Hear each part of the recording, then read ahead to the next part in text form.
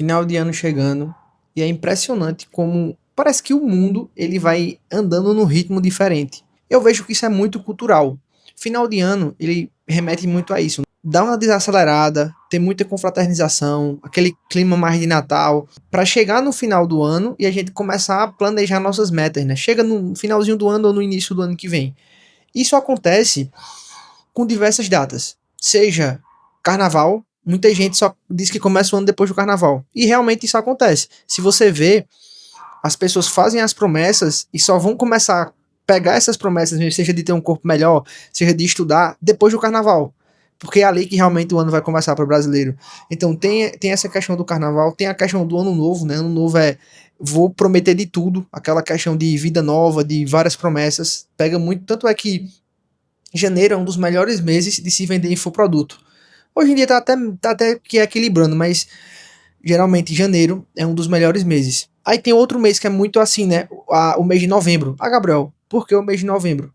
Por conta da Black Friday. E já tem aquela vontade do brasileiro comprar. Então é muita cultura. Claro, depende do mês, vai ter essa sensação diferente. E sim, não são todas as pessoas que vão passar por isso, né? Mas se você pensar em analisar culturalmente, você também acaba sendo afetado. Seja no começo do ano, de você estar nessa questão de metas, de vou fazer tudo dar certo, você tá com aquele sentimento que esse ano agora vai. Seja no final do ano, de você estar naquele clima mais de Natal, dar uma desacelerada. E é assim, é unânime. Final do ano sempre vai ter aquele recesso, não importa com que você trabalhe. Eu trabalho com tráfego, com marketing há mais de 5 anos. Eu nunca tirei férias, nunca tirei folga. Como eu trabalho muito com o lançamento de infoproduto, perpétuo e tudo mais, eu sempre trabalhei.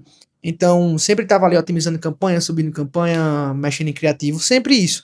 Mas acaba que não ia ter alguma reunião algum dia na semana, acaba que a gente iria passando os relatórios, era uma conversa mais rápida no WhatsApp. Então, mesmo a gente trabalhando no digital, a gente mudava um pouco a rotina. Porque é fio de ano, não tinha outra coisa, né?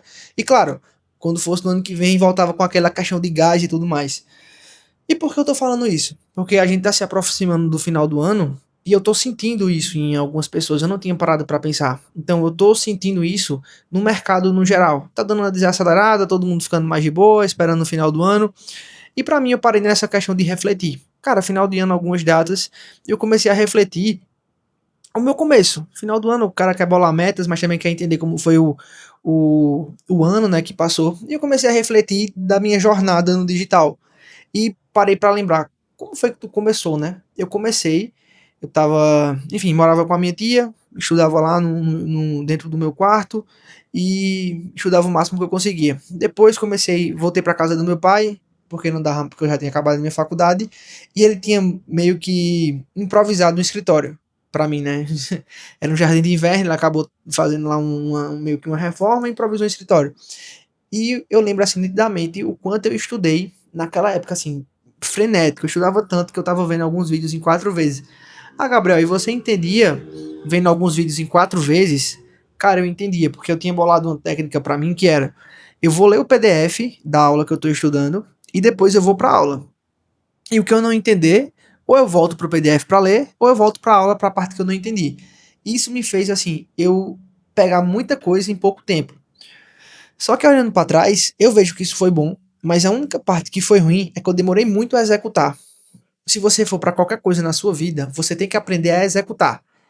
O melhor meio de você aprender e evoluir mais rápido é executando, é aprendendo e executando, aprendendo e executando. Eu acabei que eu tinha uma obesidade mental muito grande, eu tinha que aprender a aprender, e tem um ponto que é importante você entender. Quanto mais você aprende, mais você vê que precisa aprender mais, né? Mais você sente que não sabe de nada.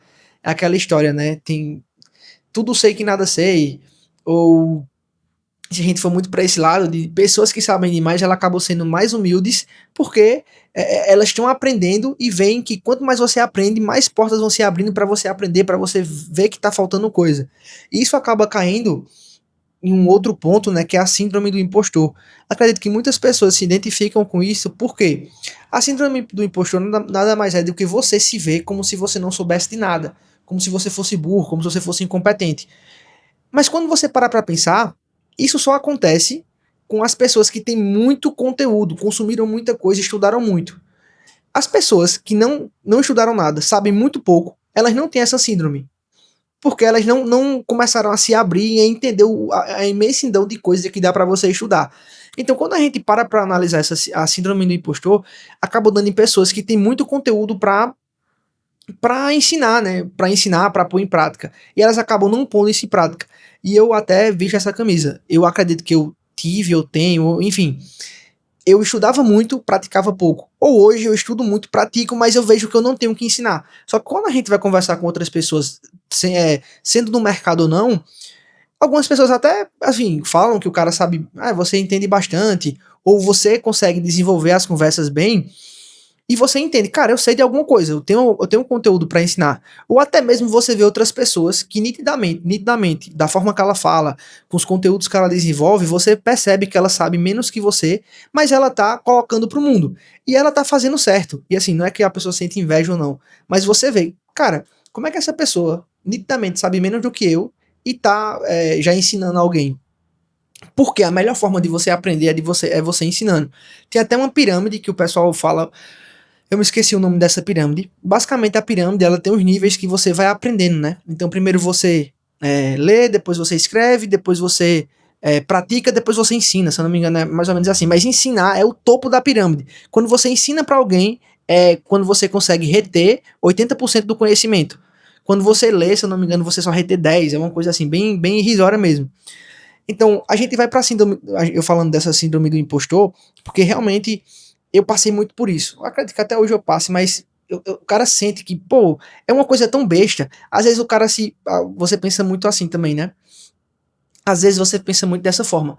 É uma coisa tão simples de explicar, tão fácil, que não tem por que eu explicar, as pessoas já sabem. Você entra muito nesse ponto. Ou se não, acaba até afetando o teu lado profissional. Quando você pensa dessa forma, você já simplificou tanto o processo na tua cabeça, tu já estudou tanto para chegar nessa simplificação, que é isso que tem valor. Às vezes as pessoas querem uma coisa mastigada, uma coisa simples. Então, tu vai dar uma mentoria, tu vai dar uma consultoria. Tu traz aquele conceito de forma simples, cara, a consultoria já foi paga para aquele cara, ou a mentoria, ou o que for que você vendeu para ele. Por quê? Tu economizou um tempo ou tu economizou um dinheiro daquele cara absurdo. Porque imagina que aquele cara tá estudando esse assunto e não conseguiu desenvolver esse raciocínio que tu desenvolveu de forma tão simplificada assim.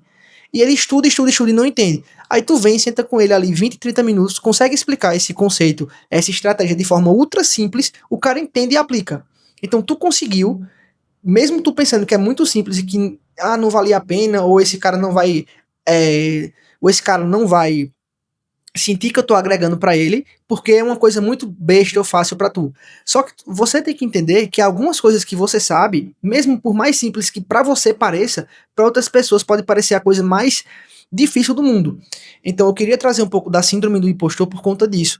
Eu sofri muito com isso. Hoje eu ainda sofro. Eu acho que as coisas que eu sei estão meio que banalizadas. Mas quando a gente vem para o mercado, não é dessa forma. Puxando agora para essa outra parte das metas, o que é que eu vejo? A gente vem terminando no final do ano, vem com esse sentimento de vai desacelerando, de Natal, enfim, e vem pro ano. E quando vem pro ano novo, o finalzinho do ano, 30, 31, até ali o dia 5, você vem muito com esse gás de, pô, vou fazer tudo mudar, vem muito na empolgação. E empolgação é diferente de disciplina. E quando a gente vem pensar em metas ou em alguma coisa do tipo, metas, objetivos, o que você quiser chamar, você não precisa de empolgação, você precisa de, vamos dizer assim, metas ou objetivos claros e disciplina. Porque imagina que tu coloca uma meta pra tua vida. Eu quero perder 10 quilos. Se você vai só na empolgação, você pode até conseguir ir 1, 2, 3, 4 dias pra academia fazer dieta. Mas se você não tem disciplina, porque para você perder 10 quilos, você pelo menos tem que ter disciplina. Eu vou tomar Monjaro. Beleza, você vai tomar Monjaro, você vai tomar o que for aí. Mas ainda assim você tem que ter disciplina, porque se você tomar Monjaro de forma errada, o que é que vai acontecer? Você vai perder peso, mas vai perder muita massa magra. E assim que você parar de tomar Monjaro, se você não tem a disciplina já da dieta, já da academia, a Monjaro vai te dar um efeito rebote, que sim, acontece. Você vai voltar a comer, você vai voltar a ter, ou até voltar comendo mais, e voltar comendo doce. Então, se você não desenvolve uma disciplina de, eu vou ter um hábito de dieta, de academia, eu não vou conseguir chegar no meu objetivo. Ou eu até vou conseguir com a Monjaro, mas assim que eu parar, meu corpo vai voltar a ser o que era antes. E é impressionante. A gente tem que entender que tudo que a gente almeja é alugado. Imagina que tu conseguiu o corpo que tu quis. Se tu parar de ir pra academia e fazer dieta, você vai perder aquele corpo. Gabriel, eu consegui ser o primeiro do meu trabalho, eu consegui o cargo de gerente. Você conseguiu lá o cargo que você quer gerente, sócio, o que for. Se você parar de performar, o que é que vai acontecer? Ou você vai ser demitido ou você vai sair do quadro societário. Os caras vão dar um jeito de te tirar. Minha empresa ela tá no faturamento massa, tô faturando 10 milhões, tô com 50 funcionários e tudo mais. Se você não conseguir manter a performance daquela empresa, o que é que vai acontecer? Demissão e redução no seu faturamento. Então, quando a gente bota na nossa vida que tudo que eu almejo, eu tenho que ter disciplina, eu tenho que transformar em um hábito. Então, se eu quero ser um empresário bem-sucedido, eu tenho que ter o hábito de trabalhar 10 horas por dia. Aí, dentro dessas 10 horas, eu tenho que ajustar meu trabalho para eu ser o mais produtivo possível. Então, vou ter reunião, vou ter um tempo só de conversar com meus C-levels, vou ter um tempo só de pensar na parte estratégica, vou ter um tempo hoje de desenvolver conteúdo que é importante para qualquer tipo de empresa. Então, tu já pensou nisso? Olhando pro meu físico, eu preciso manter minha dieta, ou ter um dia livre ali, ter uma refeição livre, duas, vamos dizer de refeição livre, tá, que é mais fácil de entender, e vou pra academia todos os dias, pelo menos 1 hora de treino e 20 minutos de cardio, beleza, consegui isso. Gabriel, eu quero ser faixa preta de jiu-jitsu, massa, o que é que tu tem que fazer? Cara, depende do tempo que eu quero alcançar a faixa preta, mas eu vou colocar aqui que eu vou todos os dias pro jiu-jitsu. Indo todos os dias eu vou conseguir a faixa preta em 6 anos, massa, em 6 anos. Mas se eu parar de treinar jiu-jitsu durante 4, 5 anos, eu não vou perder a faixa preta. Só que eu vou estar mal. Então, quando eu for pro rola com alguém, quando eu for lutar com alguém, com certeza, o cara que passou 5 anos sem lutar, for lutar com faixa azul, faixa marrom, vai tomar couro, vai apanhar. Então, você vai ser um faixa preta de fachada. Você não perdeu sua faixa preta, mas nas técnicas você tá defasado. Você vai ter que ter um tempo de reaprender, né? Mesmo que tenha memória muscular, mas seria passar alguns meses para voltar no teu gás total. Então, quando a gente vem para metas, eu penso muito nisso. Hoje eu vejo muito que é quem eu quero me tornar. Antes de me tornar, eu preciso visualizar quem eu quero ser. Visualizando quem eu quero ser, eu já me transformo nessa pessoa antes de eu ser. Como assim, Gabriel? Olhando no geral. Por exemplo, se eu quero ser um empresário bem-sucedido, cristão, com casado, quero ter, deixa eu ver, um shape, quero ser faixa preta de jiu-jitsu. Então, o que é que eu preciso fazer? Cara, um empresário bem-sucedido, eu sei que ele se veste bem.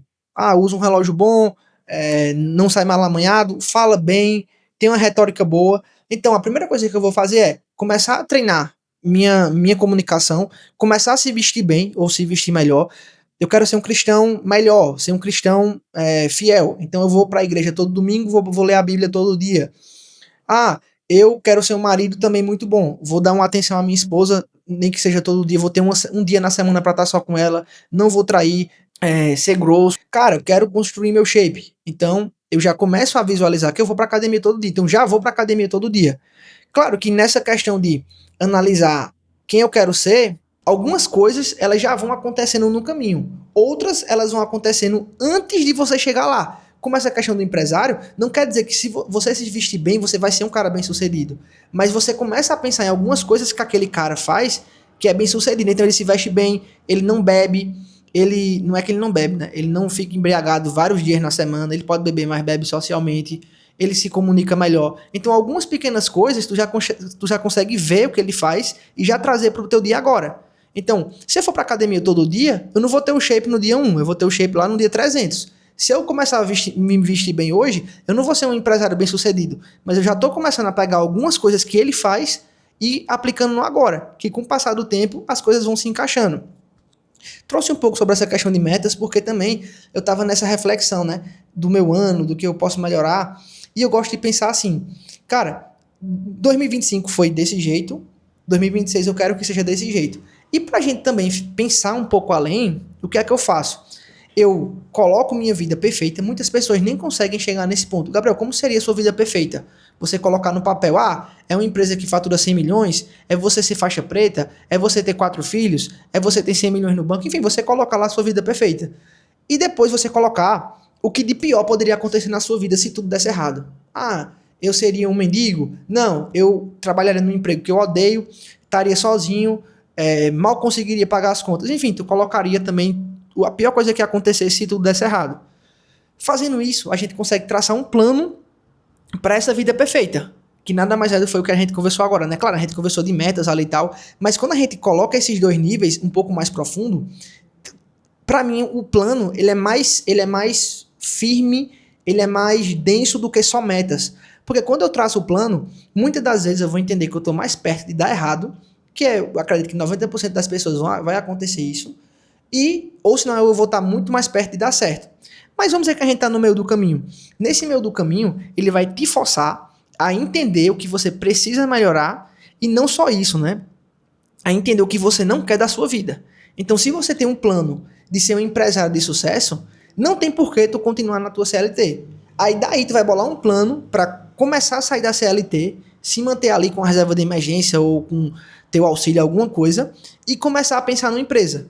Cara, se teu plano é ser casado, tu tem que começar a procurar alguma pessoa para tu se relacionar. Cara, se teu plano é estar no shape, tu tem que sair do local, tem que começar a ir pra academia. Ah, não tenho dinheiro pra academia, tenho que começar a correr. Quando a gente traça algo mais objetivo, não vou dizer mais objetivo, quando a gente traça algo mais assim, profundo, como essa reflexão pra mim foi muito boa, né?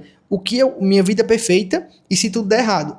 E daí eu começar a construir um plano, minhas metas acabam sendo muito mais fáceis de acontecer. Porque essa minha vida perfeita, eu não tenho uma data, mas aqui eu sei o que eu quero. E sabendo o que eu quero, quando eu vou pensar nas minhas metas, eu acabo fazendo algo realista, mas também que me puxe para cima. Por exemplo, algo que seja mais palpável. Se eu vou colocar uma meta ali para mim, eu quero que minha empresa fature 10 milhões esse ano. A gente tem que entender se é palpável. Se tua empresa fatura 1 milhão para 10 milhões, é um aumento de 10 vezes. É palpável? Para algumas pessoas, não. Então, eu colocaria uma meta, um exemplo, eu quero que ela fature 3. Por quê? Eu sei que eu chegaria no 2 fácil, mas eu quero também me dar um desafio. Então, 2,5, 3 seria esse mais ou menos um exemplo legal de se aprender. E, voltando um pouco para essa questão de você desenvolver um raciocínio mais profundo, para você entender a sua vida ali e como você desenvolver suas metas, foi o que eu fiz até hoje. Eu estava estudando um pouco sobre isso e acabei desenhando isso.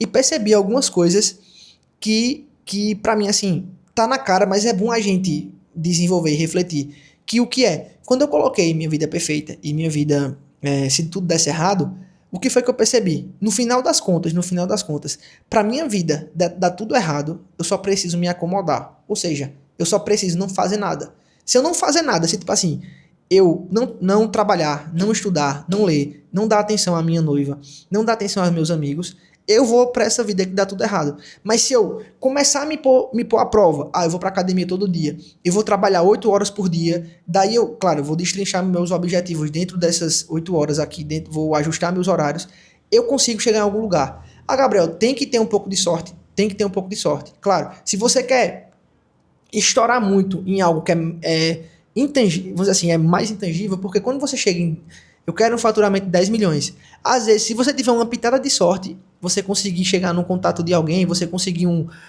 que um vídeo viralize, você pode encurtar esse tempo. Mas aqui tem que ter sorte. Mas se não, se você só no método, na luta, indo pra cima, não quer dizer que vai dar certo. Mas a probabilidade é que dê certo. E no final das contas, falando um pouco desse assunto, empreender, você tem que ter sorte. Porque não é todo mundo, primeiro, não é todo mundo que empreende. Segundo, a maioria das empresas quebram. E terceiro, tem que ter muito sangue no olho, porque realmente tem muito desafio.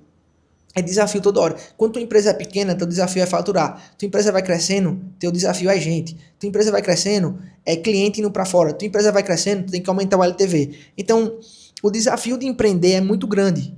E tem toda essa questão também do Brasil, né? O Brasil é muito contra o empresário, é muito imposto, as pessoas demonizam. Enfim, acabei trazendo um vídeo sobre meta, sobre ano novo, acabei misturando várias coisas aqui. Mas enfim, queria trazer um pouco sobre esse sentimento, sobre a questão das metas, sobre como a gente se aprofundar um pouco mais, beleza? É isso, não se esquece de se inscrever no canal, tamo junto.